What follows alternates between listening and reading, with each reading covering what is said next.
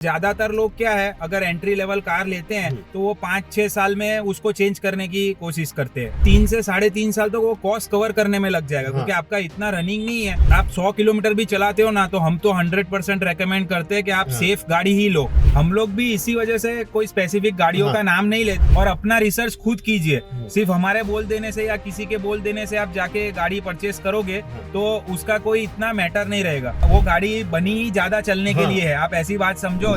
विशाल भाई, मेरा एक सवाल है, जिन लोगों का 1000 किलोमीटर रनिंग है या 1000 से थोड़ा बहुत ज्यादा रनिंग है, तो वो केस में उन लोगों को कैसी गाड़ी कंसीडर करनी चाहिए? लास्ट टाइम अपन ने जो वीडियो बनाया था उसमें बहुत सारे रिस्पांस अच्छे मिले हमको। और रहा सवाल 1000 किलोमीटर का, तो 1000 किलोमीटर तो समझ लो आपका मोटा मोटा हर रोज का हो गया 30-35 किलोमीटर, या फिर आप पकड़ लो 50 किलोमीटर लमसम पकड़ लो। तो 50 पकड़ते हो तो महीने का आपका 1200 या 1500 के बीच में हो जाता है। तो समझ लो कि 1000 किलोमीटर का मंथली होता है, तो आपका ऑब्वियसली ड्राइविंग आपका हाईवे पे भी होता है। हाँ, मोस्ट केसेस में थोड़ा बहुत तो आपका ड्राइविंग होगा ही, अगर आपका इतना रनिंग है तो हाईवे पे भी है। तो मैं तो पहले आपको वही बोलता हूँ कि 1000 किलोमीटर में आप तो सीएनजी और डीजल कार को अवॉइड करो। पेट्रोल कार आप ले सकते हो और टर्बो भी आप ले सकते हो उसमें, क्योंकि आपका हाईवे पे जाना होता ही है। और हाईवे पे आपको टर्बो बहुत सेफ रहता है, मतलब आपको जो ओवरटेकिंग होता है या आपको स्पीड चाहिए, इंस्टेंट स्पीड चाहिए। और हाईवे पे लॉन्ग रूट पे जाने का, अगर गाड़ी में स्पेसिफिकेशन के लिए मैं आपको बोलूँ क्रूज कंट्रोल हो, वो भी चलता है उसमें। तो ये सारी चीजें आप कंसीडर कर सकते हो उसमें। दूसरी चीज ये बोलना चाहता हूँ कि 1000 किलोमीटर के अंदर सीएनजी भी ना ले। सीएनजी का वो आपको डीजल और सीएनजी में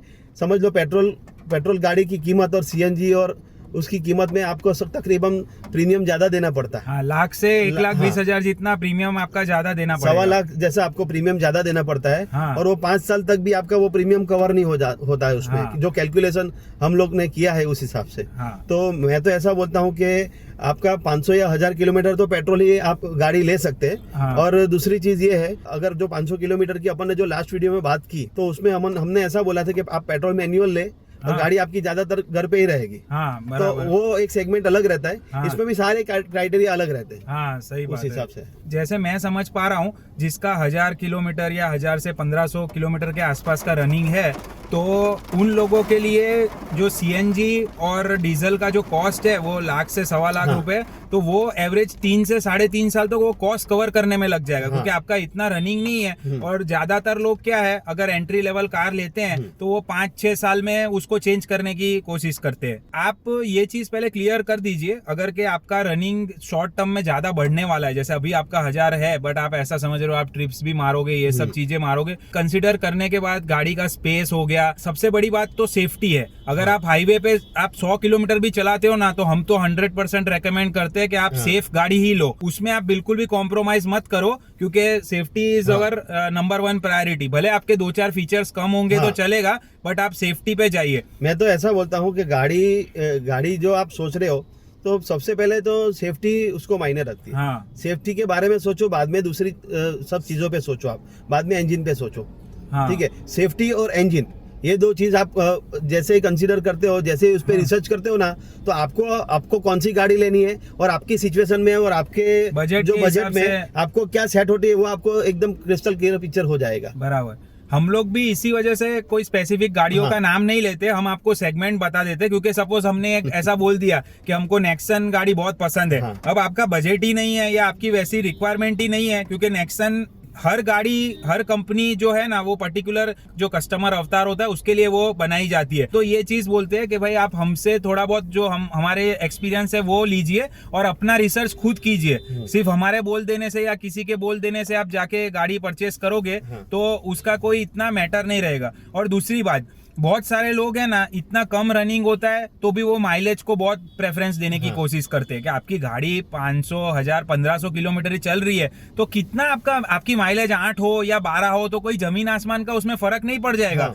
बट तो आप सिर्फ माइलेज के चक्कर में कॉम्प्रोमाइज मत करिए गाड़ी के ऊपर। मतलब आप सीएनजी डलवा लोगे तो वो गाड़ी भी दब जाएगी, उसके ऊपर भी हम सीएनजी पे स्पेशल हमको बहुत सारी कमेंट आई है।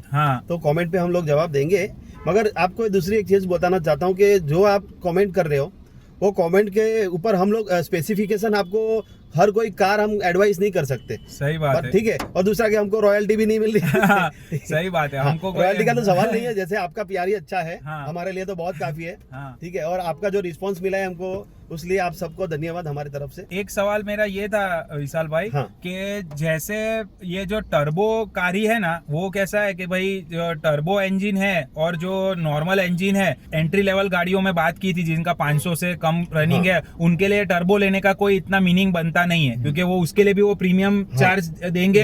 तो वो सब एक बेसिक कार के लिए उसकी कोई इतनी रिक्वायरमेंट है नहीं। बट इसमें क्या है, आप हाईवे का रनिंग है तो टर्बो इंजन में क्या है, जो लोग एंथुसियास्ट भी है तो उनको ऐसा फील नहीं होगा कि भाई मैं कुछ चूक रहा हूँ। ओवरऑल आपको काफी अच्छा ड्राइविंग एक्सपीरियंस टर्बो में क्या है, ड्राइविंग एक्सपीरियंस मेन चीज है, ये दैट्स द करेक्ट वर्ड, कि भाई जो ड्राइविंग एक्सपीरियंस जो आपको चाहिए तो टर्बो में मिलेगा वो आपको 100%। ये चीज है। एक ये सवाल था विशाल भाई, कैसा है कि भाई 1000 से 1500 किलोमीटर का रनिंग है, लोगों को सब 4 मीटर गाड़ी जैसे कॉम्पैक्ट एसयूवी है, मैग्नाइट है, ये टाइप की जो गाड़ियां हैं वो लेनी चाहिए, या फुल जो एसयूवी है वो सेगमेंट में जाना चाहिए? मैं तो बोलता हूँ आप सब 4 मीटर में जा सकते हैं, या फिर वो कॉम्पैक्ट एसयूवी जो वो सब 4 मीटर ही हो गया, वही हो गया। और अगर आपको सेडान में जाना है तो वो हैचबैक भी आप कंसीडर कर सकते हैं, उसमें ऐसा नहीं है। मतलब आपका इंजन है, देखो आपको 1500 मीटर से अपना 1500 किलोमीटर से आपका ऊपर जाएगा, तो आप डीजल भी कंसीडर कर सकते हैं। बराबर, ठीक है। मगर 1500 के जो 1000 या 1200 में आपका रनिंग चलता है, मैं डीजल में आपको ना बोलता हूँ, डीजल, क्योंकि उसमें आपको प्रीमियम ज्यादा लगता है। प्रीमियम भी ज्यादा रहेगा, उसको वो गाड़ी बनी ही ज्यादा चलने के लिए है। आप ऐसी बात समझो, जितनी भी ये बसेस है या जो जिनका ज्यादा रनिंग रहता है, वो ज्यादातर व्हीकल्स डीजल के होते हैं, क्योंकि उसका इनबिल्ट नेचर ही ऐसा होता है। अब आपका नेचर, आपका इतना यूजेज ही नहीं है और आप एक ज्यादा यूज वाली चीज लोगे तो आप फालतू में वो हाथी पाल रहे हो, ऐसी बात हो जाएगी। वो पड़ी रहेगी और आपको गाड़ी फिर वो आपको दूसरा खर्चा दूसरी जगह पे ले जाएगी वो, क्योंकि जिसका जो काम है वो नहीं बनता है उससे। 100%। और एक और चीज भी बहुत बड़ा फैक्टर है, जैसे कॉस्ट का फैक्टर है। जैसे अभी ये जीएसटी की बात चल रही है, तो इसी वजह से क्या है, जो आप देखोगे मैक्सिमम कॉम्पैक्ट एसयूवी इतनी बिकती क्यों है सब 4 मीटर, क्योंकि उसके ऊपर जो टैक्स है वो काफी कम है। मतलब कंपैरेटिवली 4 मीटर को क्रॉस करती है गाड़ी तो उसका ऑटोमेटिक टैक्स बहुत बढ़ जाता है। अब एग्जैक्ट नंबर तो वेरी होते रहते हैं, इसीलिए हम अभी उसको डिस्कस करके कोई फायदा है नहीं। एक और चीज मैं बताना चाहता हूँ, अपने बहुत सारे बहुत अच्छे और बहुत प्यारे हमारे व्यूअर्स है, उनके लिए बहुत अच्छी न्यूज है कि अभी मैं तो बोलता हूँ कि अभी आप एक E20 वाला चल रहा है, इथेनॉल 20, वो तो सबको पता ही इथेनॉल 20 क्या है। अगर नहीं पता है तो मैं आपको एक बार बोल देता हूँ कि इथेनॉल 20 वो फ्यूल है जिसमें 20% इथेनॉल ऐड कर रहा है। अभी जो अपने मार्केट में चल रहा है वो E10 चल रहा है। ओके, ठीक है। E10 मतलब क्या कि उसमें 10% इथेनॉल डाल के अपने को सबको गाड़ी में वो अलाउ कर रहे हैं, वो चल रही गाड़ी। मगर जो नई गाड़ी आएगी अभी जो, क्योंकि गवर्नमेंट का वो पास कर रहे वाले, गवर्नमेंट ऐसा बोले कि अभी E20 फ्यूल अपने को हर गाड़ी में जाएगा। पेट्रोल की बात कर रहा हूँ, E20, तो इसमें इथेनॉल 20% रहेगा, बाकी सब पेट्रोल रहेगा। ठीक है, तो वो एक उस पे वो चर्चा चल रहा है उस पे, बराबर। एक वो है, दूसरा वो जीएसटी वाला है। तो मैं तो बोलता हूँ कि थोड़ा आप वेट करिए, गाड़ी लेने के लिए नई कार बाई कर रहे हो तो आप थोड़ा वेट कीजिए, देखते हैं। त्योहारों की सीजन आ ही रही है, ठीक है, नवरात्र आ रहा है, दिवाली आ रही है, तो उसमें भी आपको स्कीम रहे। हाँ, आपको अगर ऐसा हो कि मेरे को एकदम डिस्काउंट में अच्छी गाड़ी चाहिए, तो आप 2024 के बाद का कोई भी गाड़ी उसमें E20 वो चल सकता है। ठीक है, मगर देखो E20 प्रॉब्लम तो करता ही है, ठीक है, जैसे CNG प्रॉब्लम करता है। तो हम लोग डायरेक्टली आपको ऐसा नहीं बोलते कि भाई आप ये गाड़ी ले लो, ये गाड़ी नहीं लो। वो आपको एक्सपीरियंस, आपको माइलेज और सब चीज चेक करनी पड़ेगी, ठीक है, क्योंकि ऑन पेपर तो हर चीज का एक अलग ही आंसर होता है, और जो रियलिटी होती है वो कम्प्लीटली डिफरेंट होती है। तो कुल मिला के आपका 500 से 1500 किलोमीटर मंथली हो रहा है, तो आपको थोड़ा अपना जो कंफर्ट है, सेफ्टी है और आपकी जो फैमिली की रिक्वायरमेंट है वो चीज करके आपको डिसाइड करना चाहिए। और हम तो यही बोलते हैं कि भाई आप अगर कॉम्पैक्ट एसयूवी में जाएंगे तो आपका पैसा कम लगेगा, क्योंकि आपका इतना यूज नहीं है। कोई भी चीज महंगी तब आदमी लेता है जब उसको आप पैसा वसूल कर पाए, तो वो सब आपको कंसीडर करना है और वो हिसाब से आपको डिसीजन लेना है। और एक चीज मैं बताना चाहता हूँ कि जो कमेंट में बहुत सारे लोगों ने कमेंट किए, उन लोगों को बहुत थैंक यू। और दूसरी चीज ये कि जो आप कमेंट कर रहे हो, जो आप अपना क्वेश्चन हमको पूछ रहे हो, तो उसमें हम लोग स्पेसिफिक आंसर आपको नहीं दे सकते, क्योंकि क्या है कि आपकी रिक्वायरमेंट अलग है, आपका बजट हमको पता नहीं है। आप खाली ऐसा मेरे को पूछ लोगे कि भाई मेरे पास मेरा बजट 12 लाख है, तो उसमें कौन सा गाड़ी अच्छा रहेगा, तो उसमें मैं आपको पर्टिकुलर आपके हिसाब से आंसर नहीं दे सकते। तो ठीक है। आपको हमसे हाँ। कंसल्ट कर लेना चाहिए, अगर आपकी रिक्वायरमेंट है तो we are open for consultation, और हम उसका आपका पूरा केस बाय केस जो भी गाइडेंस होगा वो हमको प्रोवाइड करेंगे। Hope you enjoy the video. Thank you. Thank you.